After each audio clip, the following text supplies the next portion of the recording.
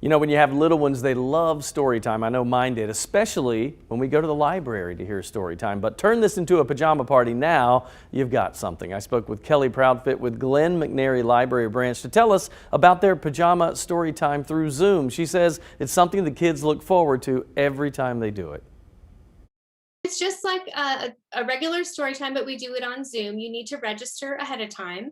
And we just do everything we usually do in story time. We do books and songs and rhymes and things on the flannel board and just try to engage children and have a really fun time together.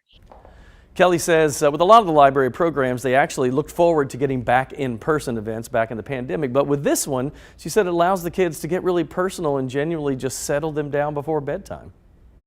The best part about I've found about having to switch over to doing it on Zoom is because kids are in their homes. Sometimes you get to meet their pets. Sometimes if we do a stuffed animal story time and they're in their pajamas, they can show us their favorite stuffed animal. So it's that part of it is really fun. It's a different interaction than we've had before at the library, but it gets to be a little bit more personal and fun for everybody. It was interesting because that's what happened when the kids were working remotely during the pandemic for school.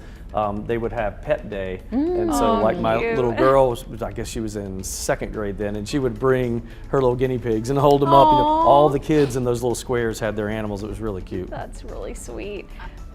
Oh, go ahead. Sorry.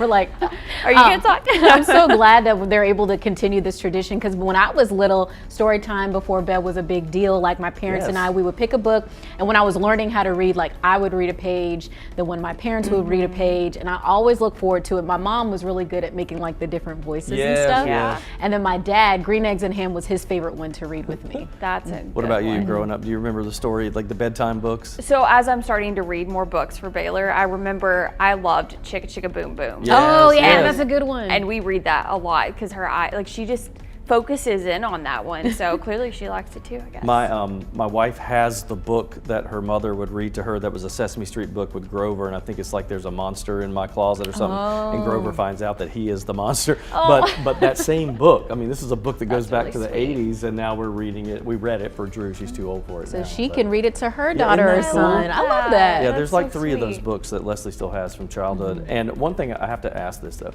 P-A-J-A, how do you say? Oh, we were just talking about that's pajamas. Pajama. Okay, so that's what I said. My wife's from the Northeast. She says pajamas. So my Pajama, right. my husband, he's just from Virginia, but he said, I noticed the other day he said pajama, and I'm like, I know. what? So I found myself, this is weird, as I was talking to someone about this story today, I said it both ways. And it's because I'm getting the influence of my wife saying it. Yeah. When you asked me, I was like, how do I say it? I probably have said it both ways before. Yeah. Pajama is a southern way, I think. Or just say Draw out the PJs. A. Yeah. Yeah, we slur everything together. Yeah. Put on pajamas. Either way, I would love to be in my pajamas. Oh, me too. Get some sleep right now. We should have a pajama party on the 4 to 5. That'd be fun. That's right. Bunny slippers. We'll be right back.